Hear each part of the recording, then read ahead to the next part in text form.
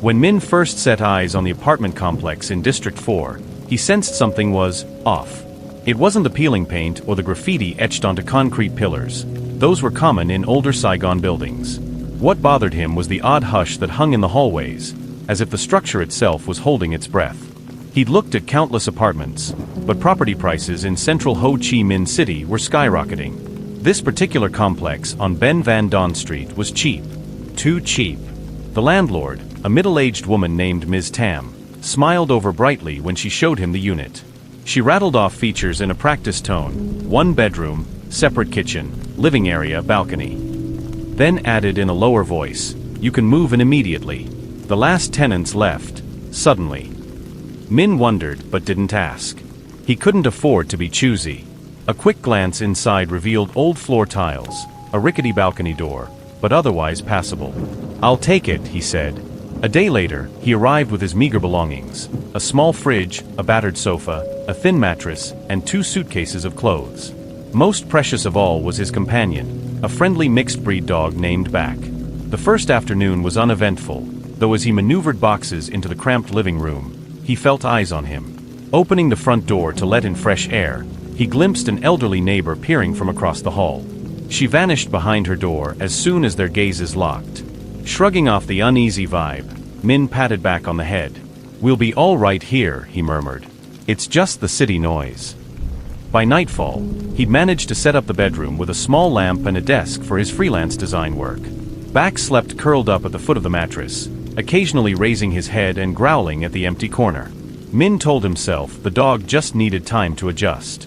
Outside, motorbikes roared and horns blared from the busy district roads. But inside the apartment, once the overhead light was switched off, darkness felt heavy and strangely alert, as though it watched him. He lay awake, blinking in the dim glow of a street lamp filtering through the window. He didn't believe in ghosts, but he sure felt uneasy. Tapping footsteps echoed in the hallway. Then came a faint knock on some distant door. Minh exhaled, deciding it must be a neighbor, but a chill pricked the back of his neck. He forced his eyes shut, hoping for rest. Little did he know, that was the last peaceful night he'd have for a long time. A week later, Minh was beginning to settle into a routine. He found a corner to place his desk for freelance design projects, learned the best times to avoid traffic in District 4, and even discovered a hidden gem of a street food stall. Yet small unexplained events kept piling up. The front door occasionally rattled as if someone tried the handle, but no one stood outside. Back developed the habit of staring at the bedroom closet, whining softly, then rushing away with his tail tucked. Sometimes, Minh heard a faint shuffle in the living room when he was certain he was alone. He mentioned it to Ms. Tam, the landlord, during one of her drop-ins to collect some paperwork. Her lips tightened, but she feigned a casual tone. Old buildings have creaks and groans, especially with Saigon's humidity.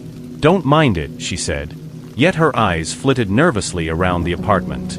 That very night, a knock startled him awake around 2 a.m. It was distinct, 3 sharp raps on the bedroom door. Back leapt up, barking. Minh's heart hammered.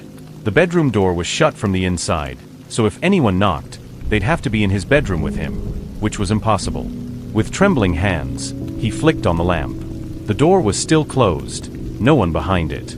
The only occupant in the room besides him was the dog, who barked furiously at the closet. A chill wind blasted from the AC vent. Or at least, that's what he told himself it was. He got out of bed and yanked open the closet. Clothes. Cardboard boxes. Nothing unusual. The dog's hackles remained raised, a low rumble in his throat. Suddenly, a set of slow, deliberate knocks sounded from the living room. The exact same pattern. 3 raps. Back bolted, tail between his legs, refusing to leave the bedroom. Minh's instinct warred between curiosity and raw fear. Maybe it's Ms. Tam, he thought, though why she'd come at 2 a.m. was beyond logic. He forced himself to creep across the dark hallway. The entire apartment lay in heavy silence. He flicked on every light, heart stuttering with each step. The living room door stood locked, chain in place. Absolutely no one outside. Yet the knocks persisted. Knock, knock, knock, echoing from the door itself. With a tight grip, Minh flung the door open. The corridor was empty, fluorescent lights flickering overhead. He peered left and right. No one in sight. The air felt stale, as if thick with tension. He closed the door, triple locking it. The knocks had stopped. Minutes later, he crawled back into bed, adrenaline coursing through his veins. The dog pressed close to him. Sleep did not return easily, but eventually exhaustion claimed him. By morning, he could convince himself it was a dream. But the fear in Back's eyes told a different story. 2 more nights of knocks passed. They weren't nightly, but frequent enough to rattle him. Sometimes they came from the front door, other times from the bedroom walls, occasionally from the closet. Minh tried to reason it away. Pipes, temperature changes, neighbors. But deep down, he knew the sound was too intentional. Whenever the knocks occurred, Back cowered. Once, the dog actually peed on the floor, something he'd never done in all their years together. Another time, the lights in the living room flickered in tandem with each knock, as though responding to an unseen command. On the 8th night in the new place, Minh was watching TV on the battered sofa, trying to distract himself. Back lay at his feet, ears perked. Out of nowhere, the dog jumped, hackles raised, growling at the hallway leading to the bedroom. "Is someone there?" Minh called, though it made no sense. The hallway was well lit. No one was visible. Yet Back advanced, baring his teeth. Suddenly, the overhead light flickered. The dog barked. A slow gliding shadow crossed the hallway wall. No shape, just a shifting grayness, as if someone had walked by. Minh froze, a cold sweat forming. If it were a reflection from a passing car outside, it would move with more speed or a definite angle. This was purposeful, like a person strolling silently. Right past him, into the bedroom. The moment it vanished, Back whimpered and ran behind the sofa. Minh couldn't move for several minutes. Eventually, he forced himself to check the bedroom. The only sign of disturbance was a slight chill in the air near the closet, and an odd musty smell, reminiscent of old clothes left wet for too long. He sank onto the bed, heart pounding. Something was in this apartment. He recalled Ms. Tam's uneasy eyes. The question was, who was it? Or what was it? The next morning, bleary from lack of sleep, Minh decided to confide in his friend Hui, who had a car and could potentially help him search for a new place. They met at a local cafe. Over iced coffee, Minh described the knocks, the dog's reaction, the drifting shadow. Hui's expression shifted from skepticism to alarm. "I've heard rumors about some old District 4 buildings being haunted, especially if they were built over old cemeteries or near the canal. You sure you want to stay there?" Minh rubbed his temples. "I can't break the lease. And I don't have enough money to move again so soon." Hui frowned. "Maybe get a spiritual solution? A monk or a medium to bless the place." Minh half laughed, but fear gnawed at him. He'd never truly believed in ghosts, but he also couldn't endure these nightly terrors indefinitely. "I'll think about it." Little did he know, events were about to escalate, far beyond strange knocks and fleeting shadows. Over the following week, the apartment's unseen occupant became bolder. The knocks were only the beginning. Now, furniture sometimes shifted slightly overnight. A mug left on the coffee table might end up on the kitchen counter. The TV remote vanished, reappearing inside a drawer. At first, Minh suspected sleepwalking, but the dog's anxious behavior convinced him otherwise. One evening, after finishing a design project on his laptop, Minh took Back for a short walk around the block. District 4's neon lights glimmered off the Saigon River. Despite the lively city nightlife, he felt weighed down by dread, reluctant to return. Yet he had no choice. He stepped back into the apartment around 10 p.m. The living room lights were off, though he swore he left them on. Flicking them on again, he gasped. The bedroom door stood wide open, and all his clothes lay scattered in the hallway, trailing into the living room. Something had emptied his closet. Heart pounding, he called out, "Who's here?" "Ms. Tam, is that you?" But the only reply was silence. Even Back refused to step inside, whining at the threshold. Slowly, Minh gathered the clothes. Most were unfolded, but none appeared stolen. As he approached the closet to return them, that musty odor grew stronger. The closet was dark, big enough for an adult to stand in if they stooped. A single overhead bulb flickered. That bulb had never been functional before. He realized it must have turned on by itself. He took a breath and stepped in, flipping the closet switch. The bulb sizzled, but stayed lit. Inside, the walls were dingy. He'd never checked them thoroughly. Leaning in, he He noticed faint scratches near the back corner, like someone had clawed at the plaster. Shock rolled through him as he read the scrawls. "Help me. I'm still here. They forgot me." They were barely legible. In the gloom, he ran his fingers over the indentation. Could it be from a previous tenant? Or someone else entirely? A sudden slam snapped him around. The closet door had shut on its own. Panicked, he grabbed the handle. The door felt stuck. "No, no, no," he muttered, yanking frantically. The overhead bulb flickered, threatening to plunge him into darkness. He pounded on the door. On the other side, back barked wildly. Time stretched. The air thickened, and he sensed someone standing right behind him. A creeping cold pressed against his spine. Gritting his teeth, he kicked the door. On the third kick, it burst open. He stumbled out, nearly tripping over the dog. Shaking, he sank to the floor, heart racing. The closet bulb blinked off. Now the closet looked like any normal piece of furniture, except for the scratched pleas on the wall. He couldn't remain blind to the truth. Something tragic must have happened in this apartment, and that something hadn't left. The next day, Minh took action. With renewed determination, he sought out Ms. Tam at her small real estate office. She greeted him with a forced smile, but her expression fell when he mentioned strange incidents in the apartment. "I don't have time for ghost stories," she said briskly, though her voice shook. "That unit is perfectly fine, maybe just some wiring issues." Minh pressed on. "There are scratches in the closet, words like 'help me.'" "Did someone," he swallowed. "Did something bad happen there?" Ms. Tam fiddled with her pen, eyes darting away. Finally, she exhaled, leaning in. "Look, I don't know every detail. But a while ago, maybe 2 years, an older man lived there. He had no family, from what I heard. He passed away in the apartment, but no one discovered it for weeks. By the time they found him, the body was," her face twisted with discomfort. "It was a scandal. The building's reputation suffered. I only took over management a year back." A chill swept Minh. He pictured the musty odor in the closet, the shadowy figure. "So could he have died in the closet?" he asked, voice trembling. Ms. Tam shook her head. "I'm not certain.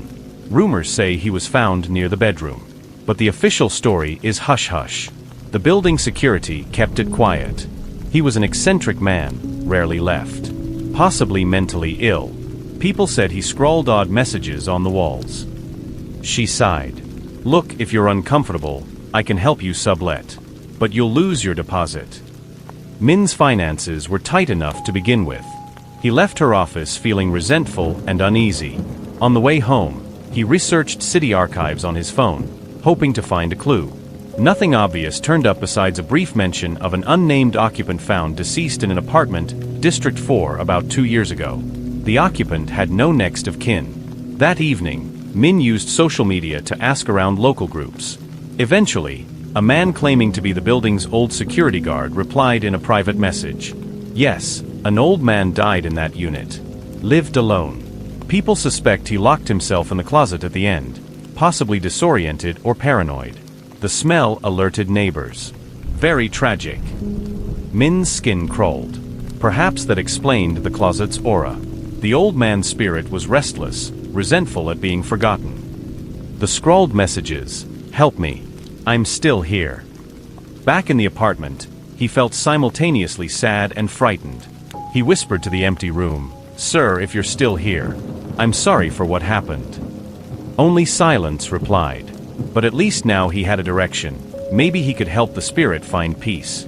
Days turned into nights. Sleep was elusive. Back paced the rooms, whining. The presence in the apartment grew more palpable, heavier.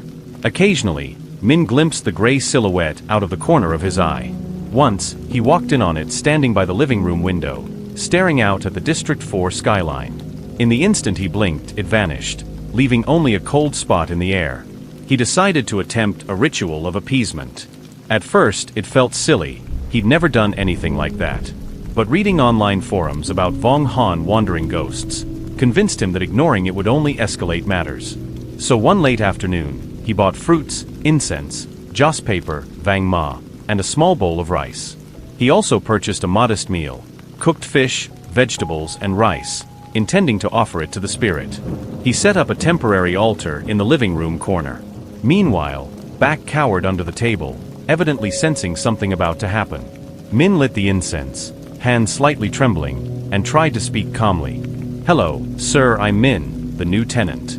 I've learned of your story, how you died alone. I'm sorry no one found you sooner. If you're still here, I invite you to share this meal, take these offerings, and find peace. I respect your existence." He bowed, staying like that for several minutes, letting the incense smoke curl into the stale air. At first, nothing happened. Then the overhead light flickered. A faint chill brushed his shoulder. The sense of a presence standing behind him was unmistakable, though he dared not turn around. Gradually, the flickering stopped. The room fell still. Back let out a low whine and peeked his head from under the table. Hesitantly, Minh stood up. The fruit offering was undisturbed, but the air felt lighter somehow. For the next 2 nights, there were no knocks at 2 a.m., no shifting shadows. Minh allowed himself hope that the old man's spirit had accepted the offering, maybe moved on. Back even ventured near the closet without trembling. The difference was profound enough that Minh thought he could truly live here in peace. But the fragile calm was shattered on the 3rd night after the ritual. Thumps woke him around 3 a.m., the dog barking furiously. Minh rushed into the living room, flicking on lights. The entire place smelled of stale pond water, as if something foul had seeped in. The fruit from the altar lay half-molded on the floor, even though it had been fresh that afternoon. A single, ragged word was scratched onto the wall near the altar. "No." Then the overhead light popped, plunging the room into darkness. In the faint street glow, he caught a glimpse of the gray figure in the corner. It was no longer just an outline of an old man. The face was contorted, eyes vacant yet full of anger.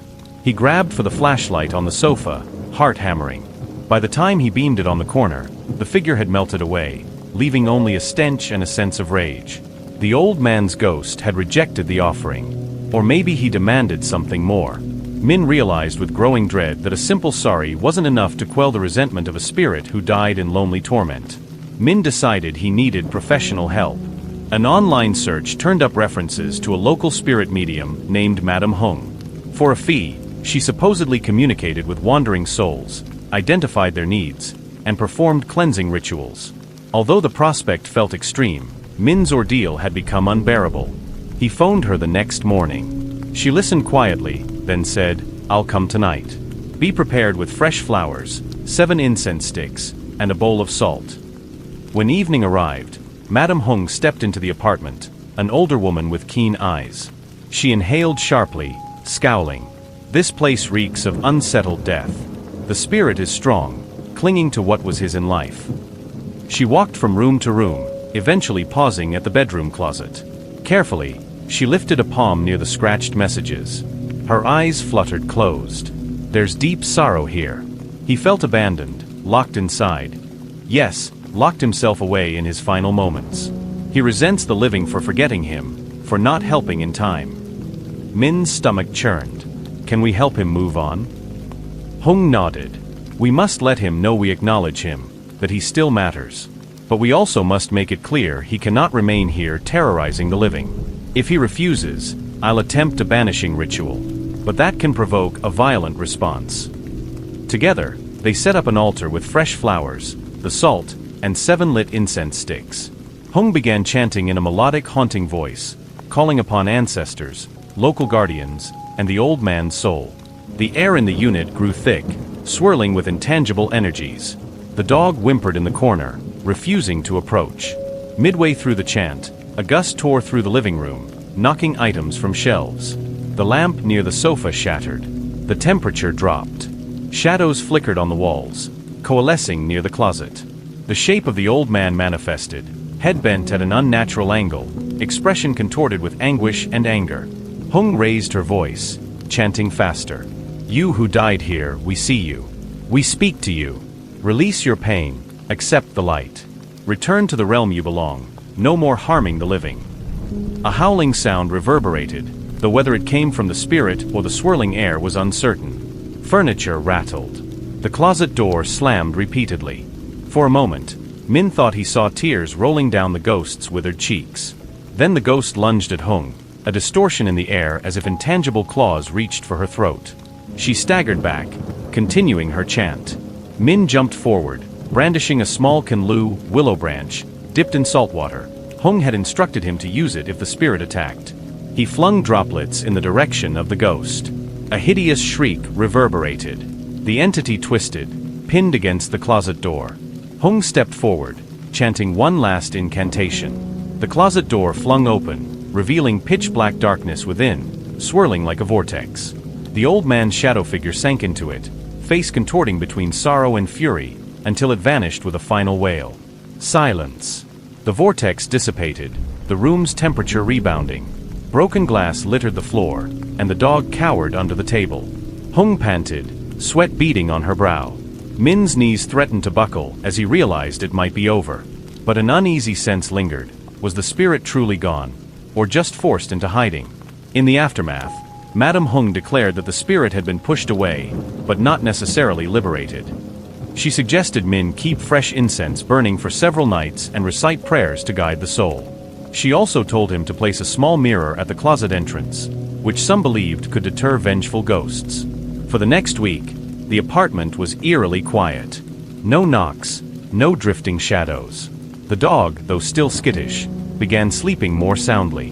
Min let himself hope the cleansing had worked, or at least subdued the haunting. He resumed his freelance projects, tidied up the shattered lamp, and tried to restore normalcy. The building's old elevator, with flickering lights, felt less sinister. He even exchanged polite greetings with the elderly neighbor across the hall, though she eyed him warily, as if sensing residual tension. But on the 8th day after the ritual, while Min typed away at his desk, the mirror at the closet entrance cracked on its own. It was a thin spiderweb fracture across the center, as though struck from within. The air turned heavy, and back began whining in the living room. Minh spoon squid can. He approached the mirror. The reflection of the closet behind him was distorted, showing deeper shadows than reality. A faint shape moved in that reflection, someone behind him. Spinning around, he saw no one. The reflection flickered back to normal. He retreated to the living room, frantically calling Hung. She answered, voice tense. This means the spirit refuses to be banished. It's grown more malevolent. Prepare for a final confrontation. We may need a stronger approach, an exorcism, or a thorough blessing. But we'll have to gather certain items. I can come tomorrow night at the earliest. Min stared at the cracked mirror. The closet door stood open a sliver, as though beckoning. The old man's lonely fury hadn't abated. If anything, it was returning in force. Night fell thick and stifling. Madame Hung arrived with a heavy cloth bag of ritual implements, talismans, a bronze bowl, holy water, and a small bell. She and Min began preparing a full exorcism. The plan was to drive out the spirit or force it to cross over completely, no half measures. She positioned talismans at the four corners of the apartment. Bowls of salt water lined the hallway. Incense burned with a pungent aroma, swirling in tight coils. Back trembled behind the sofa, refusing to move. Min braced himself, forcing courage to the surface. At midnight, Hung commenced. She rang the bell thrice, chanting an ancient invocation that invoked protective deities and demanded the spirit depart. The air vibrated with tension. Lights flickered. A wave of freezing wind rushed from the bedroom, sending the talismans flapping. A guttural moan resonated, followed by the apparition of the old man stepping into the hallway. He looked more solid than ever, pale skin clinging to a gaunt frame, sunken eyes gleaming with anger. The words "help me" still seemed etched across his chest like a spectral brand. Hung's chant rose in pitch. The ghost howled, an unholy sound that rattled the windows. He lunged forward. Sparks flew as he collided with the invisible barrier formed by the talismans. Min, heart pounding, scattered salt water in the ghost's direction. The spirit reeled backward, letting out a frenzied shriek. It whirled toward the closet, the site of its strongest attachment. Once inside, it hammered the door from within, trying to break free from the ritual's constraints. Keep chanting. Hung yelled. She approached the closet, bowl in hand, flinging droplets of holy water at the threshold. The closet door rattled violently, warping under each blow from inside. Min joined the chanting, voice shaky but determined. He forced the dog to stay behind him. Each line seemed to make the ghost's presence waver. The banging intensified, plaster cracking. Suddenly, the door splintered, revealing the spirit's contorted form. It emitted a final deafening wail that shook the entire apartment. Hung clanged the bell repeatedly, reciting the exorcism's final verse. The swirling energies converged on the old man's figure, pressing him back into the closet. Then, in a burst of acrid smoke, the spirit vanished, as if swept away in a howling gale that whipped the curtains and scattered the salt bowls. When it ended, everything fell deadly still. The door hung crooked on its hinges, cracked. Incense smoke drifted lazily. No shadow, no moan. Even the stench evaporated, replaced by a cool hush. Hung lowered her arms, trembling. She turned to Min. "It is done. The spirit has been released or forcibly cast out. May he find peace wherever he's gone." Min felt tears on his cheeks, a mixture of relief and empathy for the lonely old man. Back cautiously emerged, sniffing the air. Despite the destruction, the apartment's atmosphere felt lighter than it ever had. Outside, the neon glow of District 4 shimmered. The final confrontation was over. The cost, however, was etched in Min's mind, an agonizing reminder of how despair can trap a soul. In the days that followed, Min cleaned the apartment thoroughly. He repainted the closet door, patched the cracks in the wall, and replaced the battered mirror. The scrawled messages had been scrubbed away, though the memory of them lingered. The building's residents, hearing the commotion, mostly kept their distance. Even Ms. Tam quietly asked if he needed anything repaired, but didn't pry further. Madame Hung visited one last time, offering a smaller ritual to bless each room with calm and protection. Afterward, she placed a small envelope of protective charms near the threshold. "Keep these here, and your apartment should remain free of disturbances," she advised with a gentle smile. At long last, the knocks ceased. No more roving shadow in the hallway, no more musty odor or unexplainable movements. Back settled comfortably, even dozing near the closet, something he never did before. Min could finally rest, albeit with the weight of the experience shaping him. Late one evening, as he gazed from the balcony, watching the busy swirl of Saigon traffic, he couldn't help reflecting on the unseen tragedies that exist behind closed doors. The spirit that once haunted him was, after all, just a lonely soul who died unheard. If the exorcism truly freed him, perhaps he'd find solace in the next realm. Min sipped a mug of tea, letting the night breeze wash over him. District 4 still bustled below, horns blaring, laughter from local eateries. In his apartment, though, a profound hush reigned, peaceful, not oppressive. He shut the balcony door, turned off the lights, and lay on his bed, back curled at his feet. For the first time since moving in, he felt genuine safety. As he drifted to sleep, a fleeting thought crossed his mind. If only the old man had found help before it was too late. In the stillness, the closet door stood calmly ajar, revealing nothing but clothes and boxes. The final sign that the haunting was, at long last, over.